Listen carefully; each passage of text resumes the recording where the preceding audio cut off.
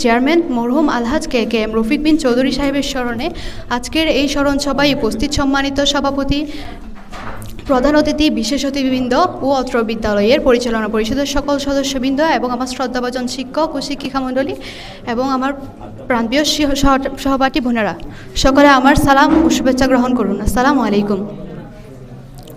সম্মানিত উপস্থিতিবৃন্দ, আমরা আমাদের শিক্ষকবৃন্দের কাছ থেকে শুনেছি আমাদের বিদ্যালয়টি যখন প্রতিষ্ঠিত হয়েছিল তখন এক বাক্স চক লাগলেও আমাদের প্রতিষ্ঠাতা মহোদয়ের পকেট থেকে টাকা দিতেন।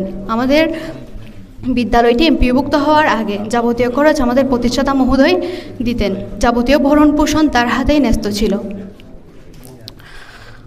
রাঙ্গুনিয়ার উত্তরাঞ্চলে তিনিই ছিল একমাত্র নারী শিক্ষা প্রতিষ্ঠান স্থাপন করে আমাদের নারী জাগরণ অগ্রদূত বেগম রোকেয়া সাখাওয়াত হোসেনের আদর্শকে বাস্তবায়ন করেছেন।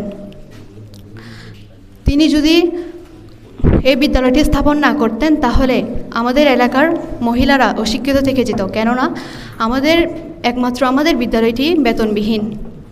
আমাদের বিদ্যালয়ে আমাদের থেকে কোনো বেতন নেওয়া হয় না। আমরা শুধুমাত্র আমাদের পরীক্ষা ফি দিয়ে আমরা পরীক্ষা দিই। আমাদের এলাকার লোকেরা অত্যন্ত গরিব। এখানকার লোকগুলো দিনে আনে দিনে খায়।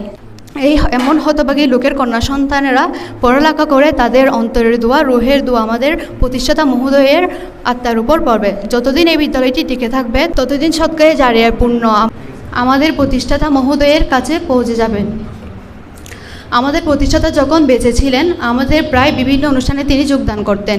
আমাদেরকে তিনি উপদেশমূলক কথাবার্তা বলে প্রায় উৎসাহ দিতেন। তার এই উপদেশ আমাদের ভবিষ্যতে পাথেয় হয়ে থাকবে। আমরা চিরদিন তাকে শ্রদ্ধার সাথে স্মরণ করব, তাকে আমরা কোনোদিনও ভুলব না।